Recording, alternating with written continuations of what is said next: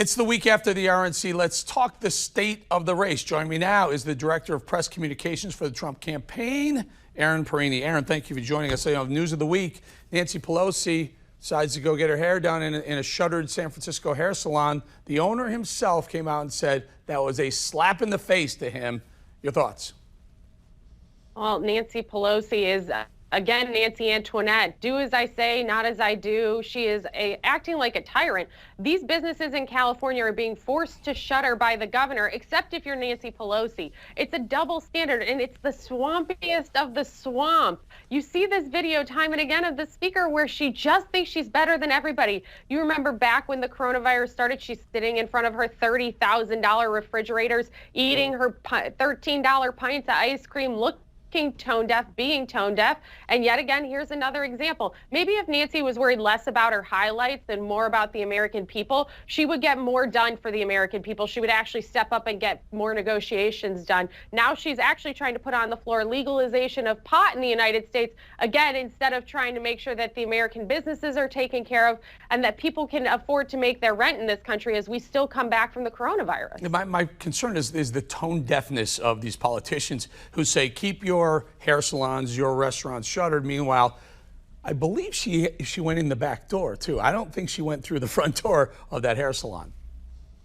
Well, that's right. I mean, she certainly, if she went in whatever way she got in, if she found an open window and snuck her way in there, she's not doing the right thing here. We need people who lead by example in this country. President Trump wants businesses to be able to open safely. He wants the country to get back to work. If Nancy Pelosi can go get her hair done at that hair salon she snuck into, then the American people can vote in person. Then she can get Congress back to do their jobs every day.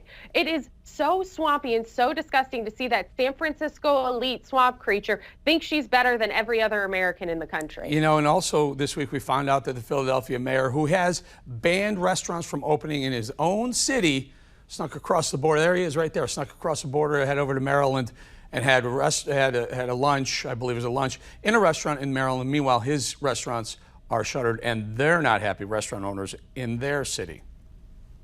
Well, again, I mean, it's really disgusting to see how Democrats are playing politics.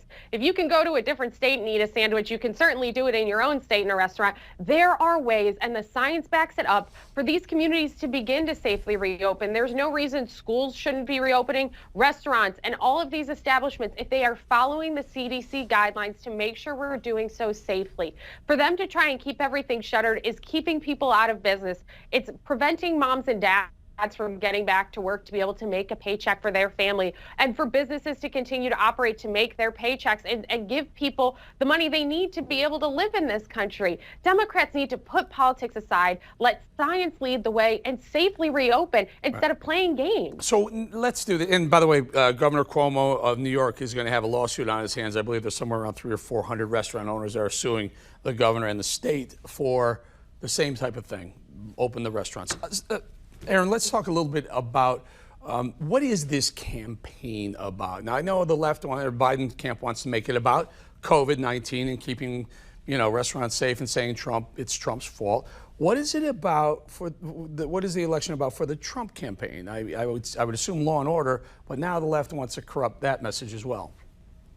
The left may try to corrupt law and order, but they certainly can't. This is a campaign about safety and security, about the great American comeback. The only person who can bring back the booming Trump economy that we saw is President Trump. He knows how to get that done. Joe Biden, for 47 years, failed the American people. He certainly doesn't know how to do it. And as Joe Biden abdicates and attempts to pretend that he could be a leader in this country, we know he can't. He has refused to condemn Antifa.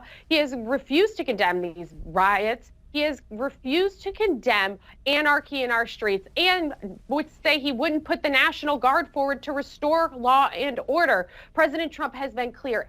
Every day there's been any sort of upheaval in this country, just ask for the help. The federal government will send the resources. And he has been showing true American leadership. If America wants to continue to be the greatest nation on earth, it needs to not kneel to the far radical left like Joe Biden. It needs a strong leader like President Trump. Erin, this week the Biden campaign released the number. They raised somewhere north of $300 million for the month of August. That's some substantial, it may have broken an all-time record.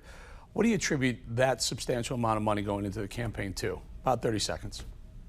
Yeah, it's probably some big dollar checks they've been sitting on as they go into their general election fund. Listen, enthusiasm remains on President Trump's side. Voters are excited to see him. We made over 3 million voter contacts over the weekend. Joe Biden has no ground game. That money is just to try and put stuff on the air and put ads out there. It's not actually to talk to the American people the way we are on our campaign. I'm going to leave it right there. Erin Perrine, always good to talk to you. Thank you.